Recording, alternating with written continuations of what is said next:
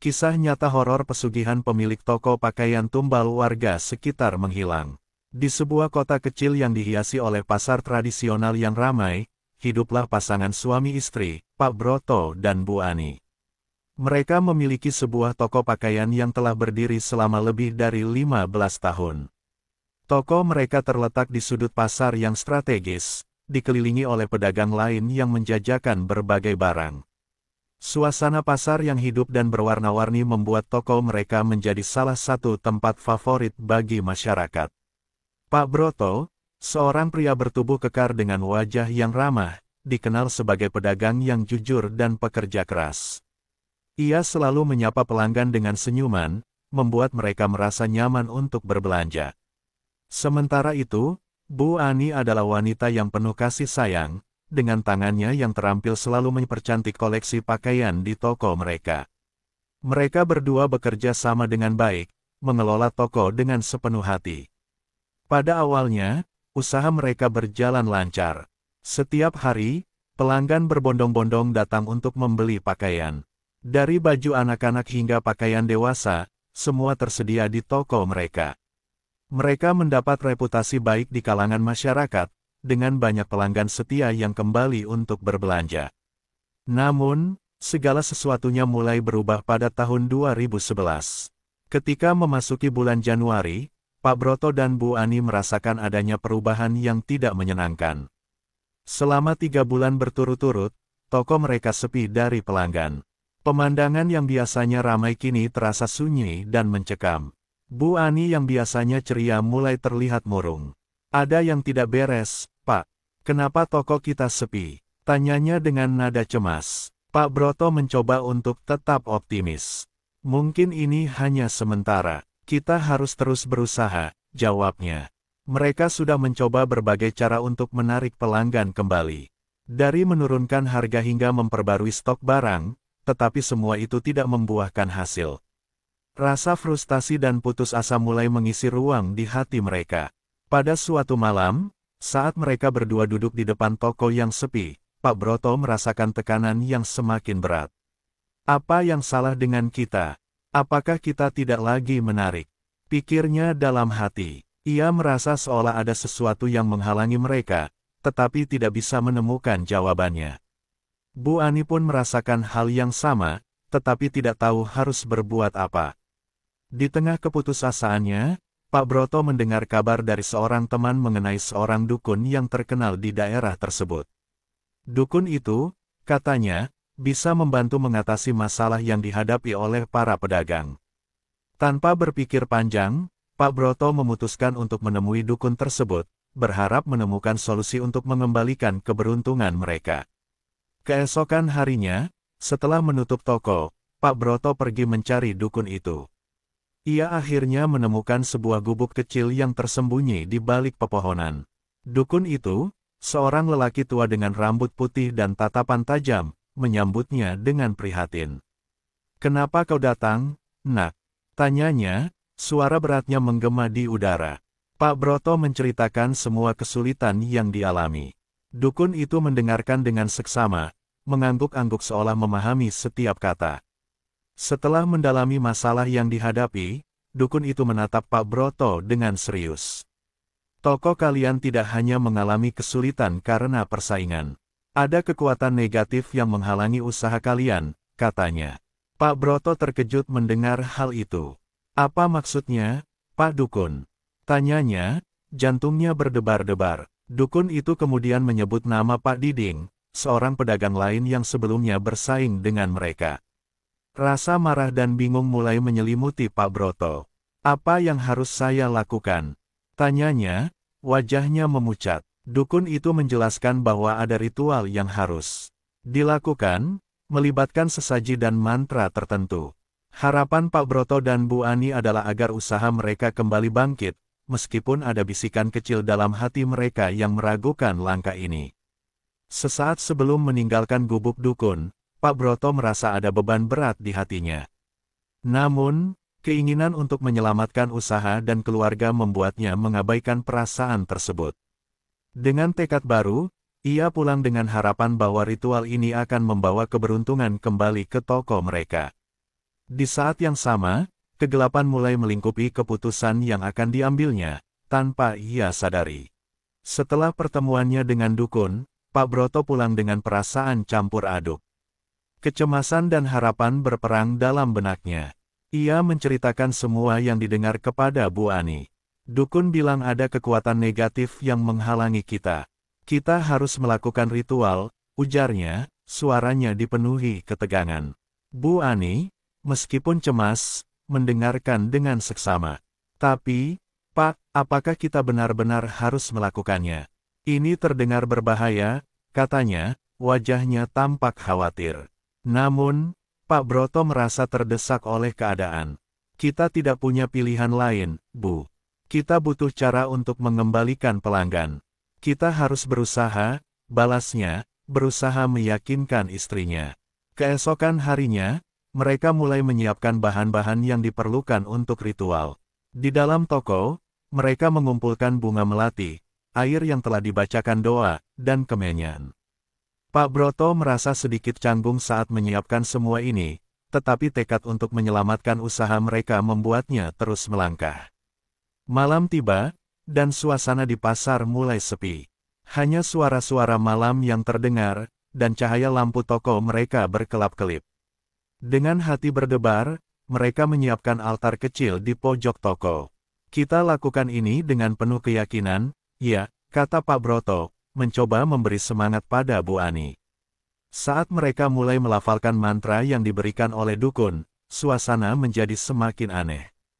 Angin berhembus kencang, dan cahaya lilin yang mereka nyalakan seakan bergetar. Bu Ani merasakan getaran aneh di sekelilingnya, dan matanya melirik ke arah pintu toko yang tertutup rapat.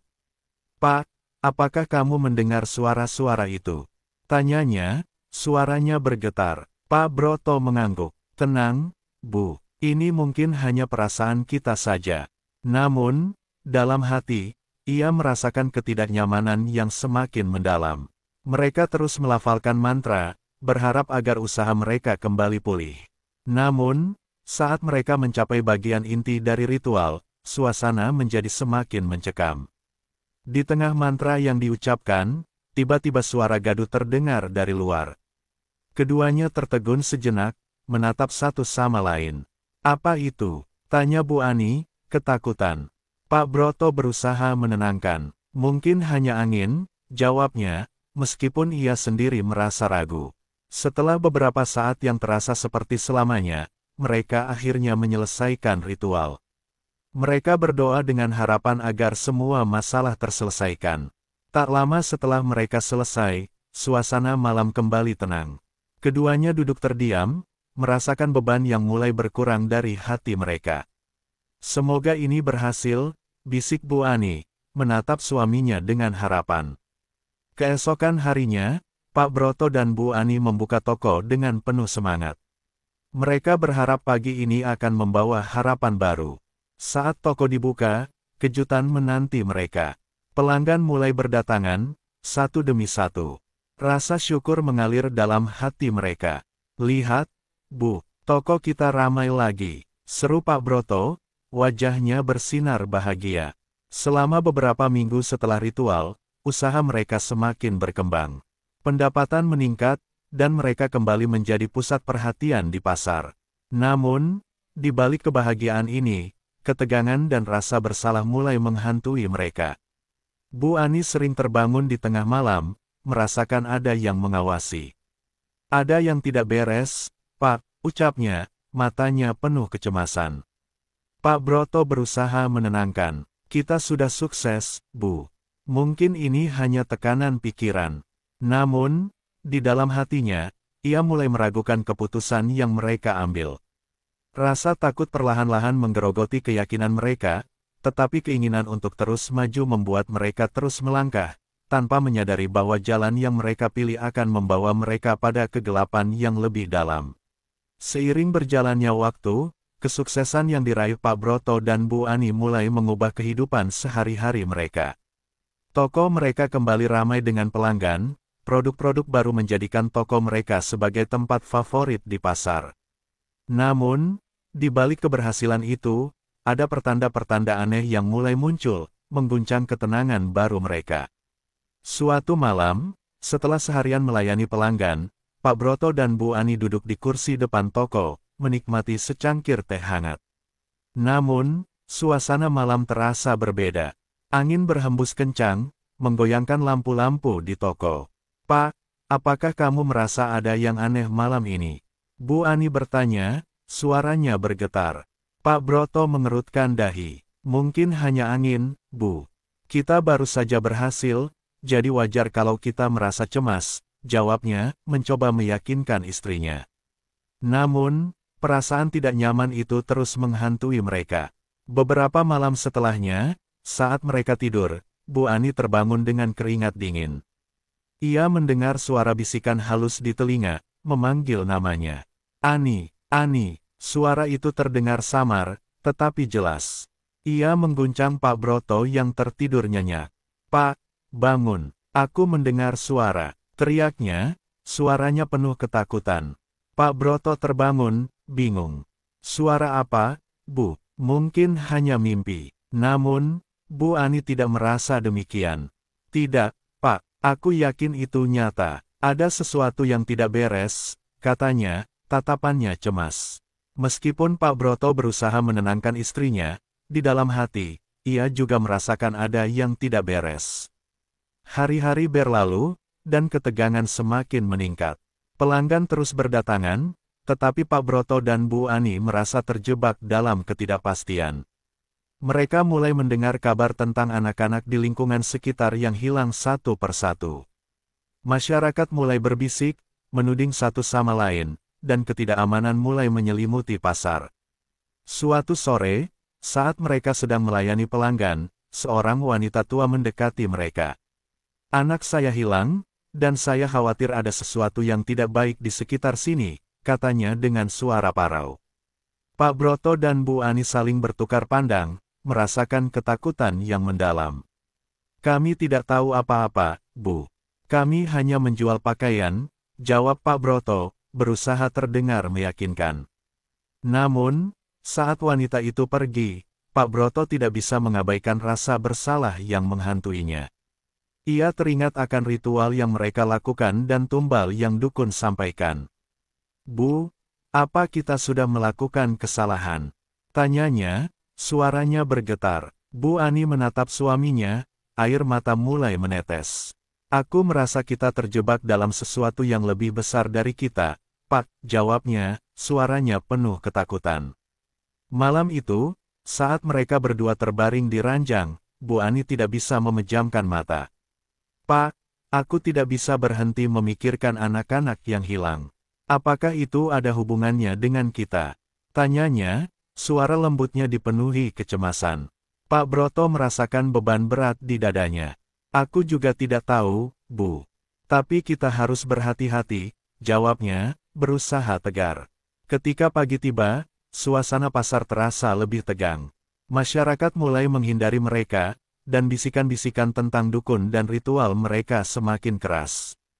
Pak Broto merasa terasing, terjebak dalam kesuksesan yang tidak pernah ia inginkan.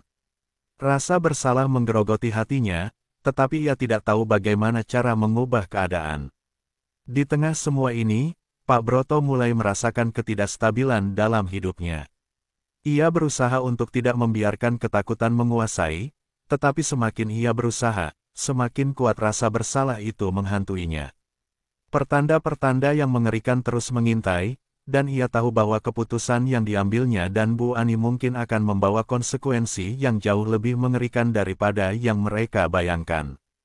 Setelah beberapa minggu mengalami ketegangan dan ketidakpastian, Pak Broto dan Bu Ani merasa semakin terjebak dalam kegelapan yang mereka ciptakan. Keberhasilan yang diraih terasa semakin berat, dan rasa bersalah semakin menyelimuti hati mereka. Suara-suara aneh yang terus menghantui dan berita tentang anak-anak yang hilang membuat mereka merasa terisolasi. Di tengah kebimbangan ini, dukun yang pertama kali mereka temui kembali menghubungi mereka. Suatu malam, ketika langit gelap dan angin berhembus kencang, dukun itu tiba-tiba muncul di toko mereka. Dengan tatapan tajam dan suara berat, ia memberitahukan mereka bahwa ritual yang mereka lakukan sebelumnya harus dilanjutkan. Untuk menjaga keberuntungan ini, kalian harus memberikan tumbal, katanya, menatap Pak Broto dan Bu Ani dengan serius. Anak-anak adalah pilihan terbaik. Mendengar pernyataan itu, dahi Pak Broto berkerut. Anak-anak, itu tidak mungkin, teriaknya, suara tertekan mencerminkan rasa takut yang mendalam. Bu Ani mendengus, air mata mulai mengalir di pipinya. Kami tidak bisa, Pak. Kami tidak akan mengorbankan nyawa anak-anak, katanya dengan suara gemetar. Dukun itu mengabaikan penolakan mereka. Kalian sudah terikat dalam perjanjian ini. Jika tidak, semua yang telah kalian bangun akan hancur. Kalian tidak memiliki pilihan, katanya, suaranya tegas dan menakutkan. Rasa ketidakberdayaan mulai merayap dalam diri Pak Broto dan Bu Ani. Mereka terjebak dalam lingkaran yang tidak bisa mereka hindari, dan keputusan ini terasa semakin mendesak. Setelah dukun pergi, keduanya duduk terdiam di dalam toko, memikirkan kata-kata yang baru saja mereka dengar. Pak, kita harus menghentikan semua ini. Kita tidak bisa melakukan hal yang mengerikan itu, kata Bu Ani, wajahnya pucat. Namun, Pak Broto tampak bingung. Tapi jika kita tidak melakukannya, semua usaha kita akan sia-sia. Kita sudah berjuang keras untuk ini, jawabnya, suaranya bergetar. Setelah berdebat panjang, akhirnya mereka sepakat untuk melanjutkan ritual dengan harapan bisa menemukan cara lain untuk menghindari tumbal. Mereka ingin melakukan ritual untuk memanggil kembali kekuatan baik yang mungkin bisa membantu mereka mengatasi masalah ini tanpa harus mengorbankan nyawa anak-anak. Malam itu, mereka menyiapkan altar di sudut toko, dengan bunga melati, air yang telah dibacakan doa, dan kemenyan. Suasana malam terasa mencekam, dan ketegangan meliputi keduanya. Saat mereka mulai melafalkan mantra, suasana di sekitar mereka berubah. Angin berhembus lebih kencang, dan cahaya lilin yang menyala bergetar seakan menggambarkan betapa tegangnya situasi ini. Ketika mereka mencapai bagian paling penting dari ritual, tiba-tiba suara gaduh terdengar dari luar. Keduanya tertegun, menatap satu sama lain dengan ketakutan. Apa itu? Tanya Bu Ani, suaranya bergetar. Pak Broto merasakan jantungnya berdegup kencang. Mungkin hanya angin, jawabnya, tetapi ia sendiri merasa ragu. Saat mereka melanjutkan mantra, sosok gaib tiba-tiba muncul di depan mereka, sosok yang menjulang tinggi dengan mata menyala. Keduanya terkejut, dan Bu Ani hampir berteriak. Siapa kamu? Teriaknya, suaranya penuh ketakutan. Sosok itu hanya tersenyum sinis, seakan mengamati mereka dengan penuh minat. Kalian yang memanggilku, apa yang kalian inginkan? Suara gaib itu bergema, menimbulkan getaran di seluruh ruangan. Pak Broto dan Bu Ani saling berpandangan, merasakan ketakutan yang tidak terlukiskan. Kami ingin kembali ke jalan yang benar. Kami tidak ingin mengorbankan anak-anak. Seru Pak Broto, berusaha menunjukkan keberanian di depan sosok yang menakutkan. Namun, sosok itu hanya tertawa, suaranya mengerikan. Kalian sudah terjebak dalam perjanjian ini. Tumbal harus dibayar, katanya sebelum menghilang dalam kegelapan. Malam itu, setelah mengakhiri ritual yang mencekam, Pak Broto dan Bu Ani merasakan beban yang semakin berat di hati mereka. Mereka tahu bahwa situasi ini tidak bisa dibiarkan berlanjut. Meskipun usaha mereka untuk menghindari tumbal gagal, ketakutan akan konsekuensi dari ritual mereka semakin terasa mendalam. Keesokan harinya, suasana pasar terasa lebih tegang. Mereka mendengar bisikan-bisikan di antara para pedagang, dan orang-orang mulai menjauh dari toko mereka.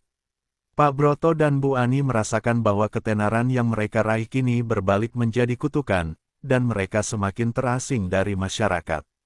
Dalam pencarian kekayaan yang instan, mereka telah kehilangan lebih dari yang bisa mereka bayangkan. Ketidakpastian dan ketakutan mulai menggerogoti jiwa mereka, dan mereka tahu bahwa jalan yang mereka pilih akan membawa mereka pada kegelapan yang lebih dalam. Setelah ritual yang menakutkan dan pertemuan dengan sosok gaib, kehidupan Pak Broto dan Bu Ani berubah drastis. Toko mereka kembali ramai dengan pelanggan, dan pendapatan mereka meningkat secara signifikan. Namun, di balik kesuksesan yang tiba-tiba ini, ada sesuatu yang menyelimuti hati mereka, sebuah rasa ketidaknyamanan yang semakin mendalam. Pada awalnya, mereka merayakan keberhasilan itu dengan penuh kegembiraan. "Lihat, Bu, toko kita menjadi tempat favorit lagi," seru Pak Broto, wajahnya bersinar dengan rasa bangga. Bu Ani, meskipun sedikit ragu, berusaha ikut bahagia. "Iya, Pak, tapi kita harus ingat apa yang terjadi sebelumnya," jawabnya, suaranya tetap penuh kehati-hatian. Namun, seiring waktu berjalan, pertanda-pertanda aneh mulai muncul kembali. Suara-suara aneh kembali menghantui mereka setiap malam. Terkadang, Bu Ani terbangun di tengah malam dan mendengar bisikan lembut, seakan memanggil namanya. "Ani, Ani," suara itu membuatnya merinding, dan ia sering mengguncang Pak Broto agar terbangun.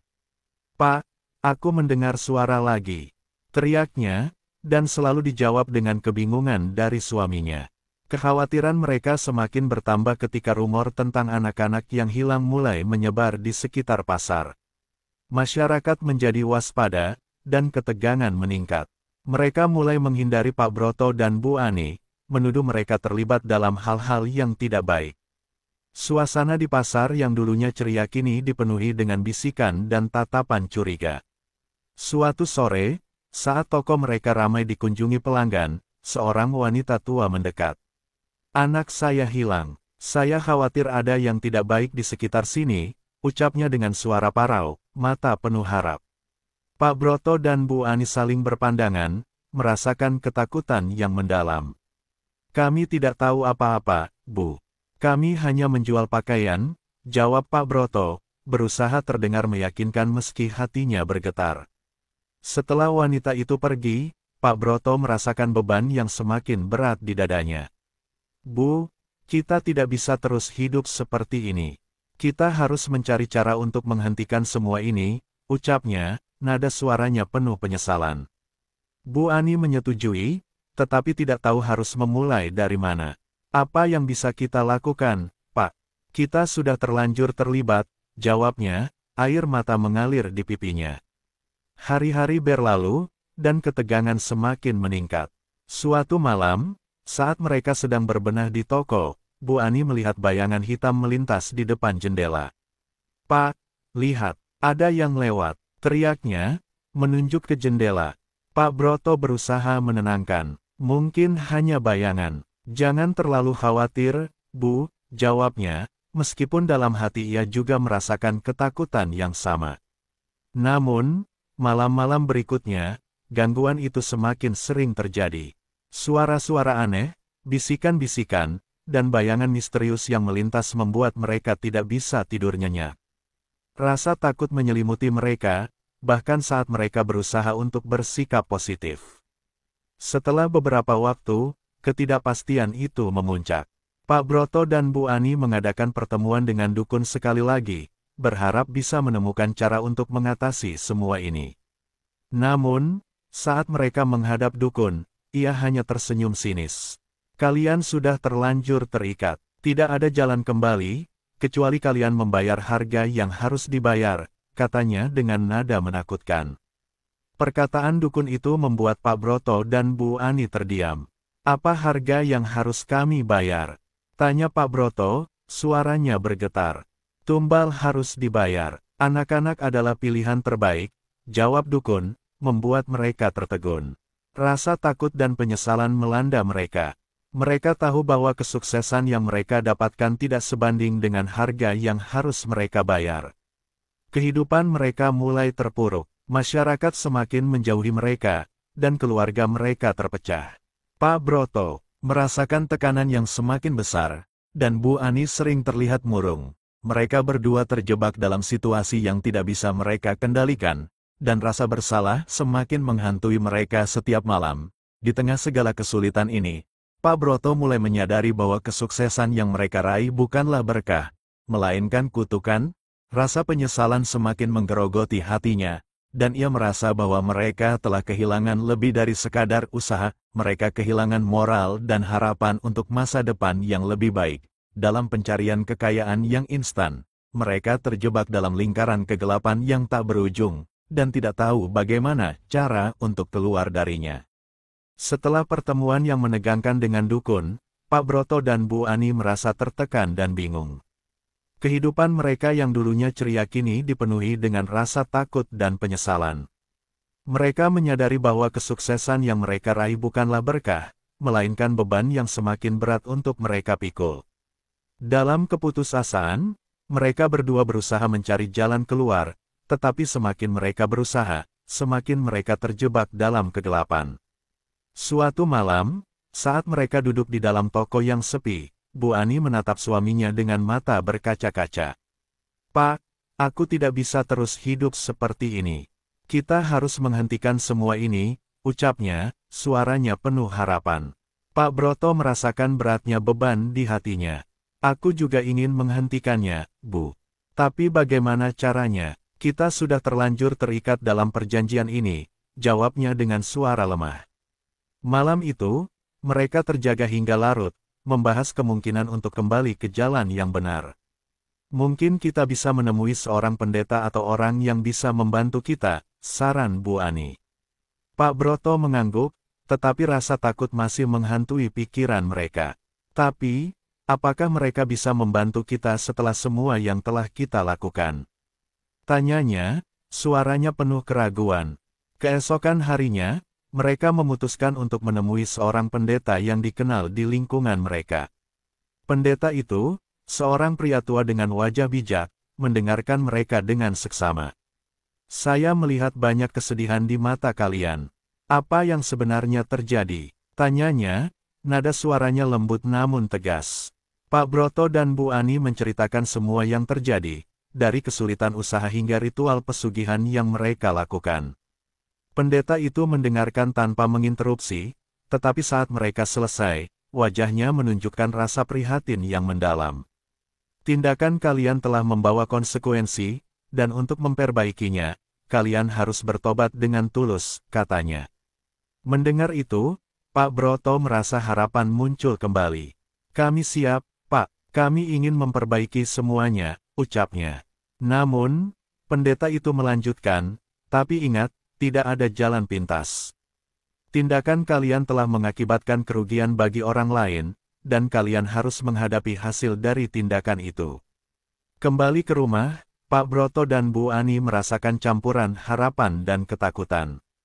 Mereka bertekad untuk menghentikan praktik pesugihan ini, tetapi mereka juga tahu bahwa konsekuensi dari tindakan mereka tidak akan mudah.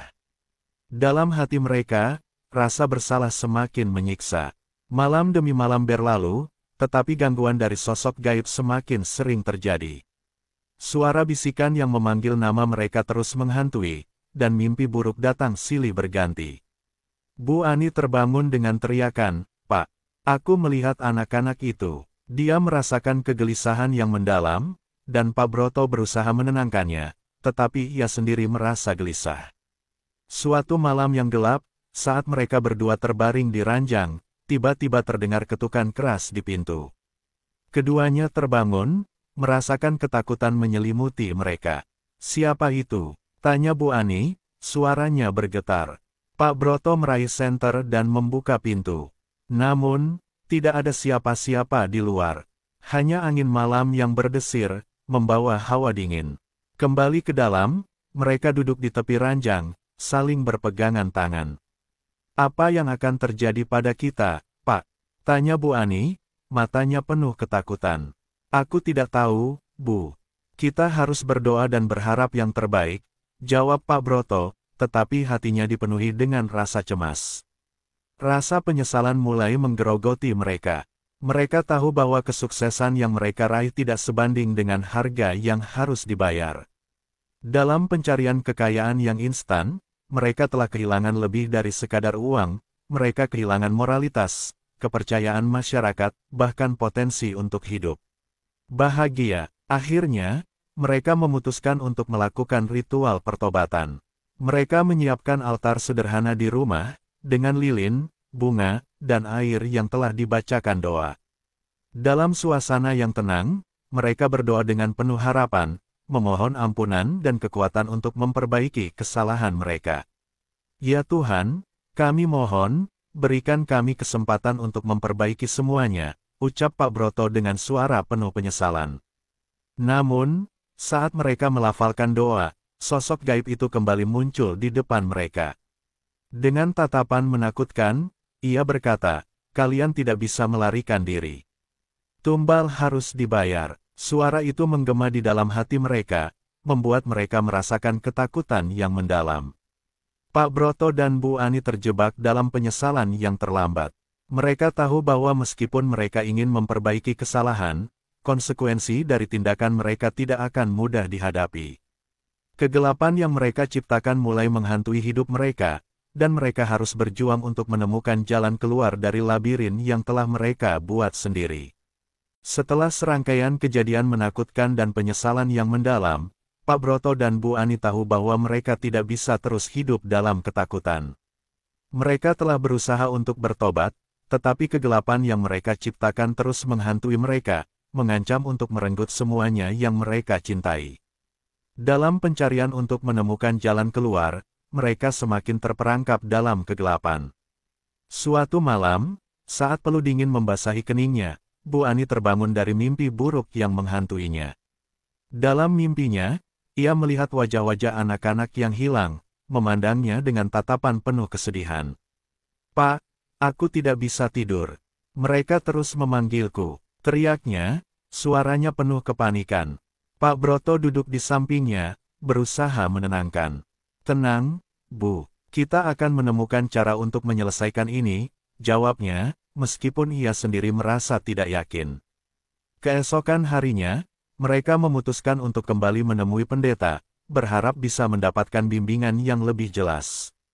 Dalam perjalanan menuju tempat pendeta, suasana di sekitar mereka terasa semakin berat.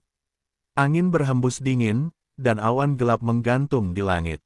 Pak Broto merasakan sesuatu yang tidak beres. "Bu, apakah kamu merasa ada yang aneh?" tanyanya, wajahnya menunjukkan rasa khawatir. Bu Ani mengangguk pelan, merasakan ketegangan di udara. Sesampainya di tempat pendeta, mereka menceritakan semua yang terjadi sejak pertemuan terakhir. Pendeta itu mendengarkan dengan seksama, tetapi wajahnya menunjukkan kekhawatiran. "Tindakan kalian telah membuat banyak orang menderita. Untuk mengakhiri semua ini, kalian harus melakukan pengorbanan yang lebih besar dari sebelumnya," katanya, nada suaranya tegas namun lembut. Pak Broto dan Bu Ani saling bertukar pandang, merasakan betapa beratnya kata-kata pendeta itu. "Apa maksud Anda, Pak?" tanya Pak Broto, suaranya bergetar. "Pengorbanan tidak selalu berarti mengorbankan nyawa. Terkadang, itu bisa berarti melepaskan sesuatu yang paling berharga," jawab pendeta, menatap mereka dengan serius. Kembali ke rumah, perasaan cemas semakin mendalam. Mereka berdua tahu bahwa mereka harus membuat keputusan. Apa yang paling berharga bagi mereka? Keluarga, toko, atau mungkin kepercayaan dan moralitas yang telah hilang. Dalam keheningan malam, mereka berdoa, berusaha mencari petunjuk dari Tuhan. Beberapa hari kemudian, saat toko mereka semakin sepi dan masyarakat semakin menjauh, Pak Broto merasakan tekanan yang semakin berat. Ia melihat semua usaha dan kerja keras yang telah mereka lakukan kini hanya berujung pada kehampaan. "Bu, kita harus melakukan sesuatu. Kita harus memperbaiki kesalahan kita," ucapnya, suaranya penuh tekad. Malam itu, mereka memutuskan untuk melakukan ritual pertobatan yang lebih dalam. Mereka menyiapkan altar sederhana di rumah, dengan lilin, bunga, dan air yang telah dibacakan doa. Dalam suasana yang tenang, mereka berdoa dengan penuh harapan, memohon ampunan dan kekuatan untuk memperbaiki kesalahan mereka. "Ya Tuhan, kami mohon, berikan kami kesempatan untuk memperbaiki semuanya," ucap Pak Broto dengan suara penuh penyesalan. Namun, saat mereka melafalkan doa, sosok gaib itu kembali muncul di depan mereka, lebih menakutkan dari sebelumnya. "Kalian tidak bisa melarikan diri. Tumbal harus dibayar. Dan sekarang, saatnya untuk membayar harga yang sebenarnya," suaranya menggelegar, mengguncang jiwa mereka. Pak Broto dan Bu Ani terperangkap dalam ketakutan. "Apa yang kau inginkan?" teriak Pak Broto, Suaranya memecah keheningan malam. Satu dari kalian harus menjadi tumbal, atau semua yang kalian cintai akan hancur, jawab sosok itu, tatapannya tajam dan menakutkan. Mereka berdua tertegun, merasakan betapa beratnya pilihan yang harus diambil. Pak, aku tidak bisa membiarkan ini terjadi. Kita harus menemukan cara lain, kata Bu Ani, air mata mengalir di pipinya. Tidak, Bu. Jika ini yang harus terjadi, aku akan melakukannya, jawab Pak Broto, suaranya penuh keberanian meski hatinya bergetar. Akhirnya, setelah perdebatan yang panjang, mereka memutuskan untuk mengorbankan diri mereka secara simbolis. Mereka menyiapkan persembahan terakhir, mengumpulkan semua barang berharga yang mereka miliki, dan meletakkannya di altar. Kami mohon, lepaskan kami dari kutukan ini, ucap mereka bersama, suara mereka penuh harapan dan penyesalan. Namun, saat mereka bersiap untuk melakukan ritual, sosok gaib itu kembali muncul, kali ini dengan wajah yang lebih menakutkan. Kalian tidak bisa melarikan diri. Tumbal harus dibayar, teriaknya, suaranya menggema di seluruh ruangan. Dalam ketakutan dan keputusasaan, mereka berdua berpegangan tangan, merasakan ikatan cinta yang begitu kuat. Apapun yang terjadi, kita akan bersama, ucap Bu Ani, dan Pak Broto mengangguk, air mata mengalir di pipinya. Namun, saat ritual dimulai, cahaya dari altar berkilau terang, dan sosok gaib itu menghilang dalam kegelapan. Keesokan harinya, pasar sepi, dan berita tentang hilangnya Pak Broto dan Bu Ani menyebar dengan cepat. Masyarakat mulai merasakan dampak dari tindakan mereka. Toko pakaian yang dulunya ramai kini menjadi ruangan kosong yang penuh dengan kenangan. Mereka yang dulu dihormati kini diingat sebagai pasangan yang terjebak dalam praktik pesugihan yang mengerikan. Dampak dari pesugihan ini tidak hanya dirasakan oleh mereka tetapi juga oleh masyarakat sekitar. Ketidakpercayaan dan ketakutan menyebar di antara para pedagang, dan kehidupan di pasar berubah selamanya. Semua orang menyadari bahwa mencari kekayaan dengan cara yang salah hanya akan membawa kehancuran. Akhirnya, Pak Broto dan Bu Ani tidak pernah kembali, tetapi cerita mereka menjadi pelajaran berharga bagi masyarakat. Mereka yang tersisa belajar untuk menghargai apa yang mereka miliki dan menjauhi jalan gelap yang bisa membawa mereka pada kegelapan. Dalam pencarian kekayaan yang instan, mereka kehilangan segalanya, moralitas, keluarga, dan harapan untuk masa depan yang lebih baik.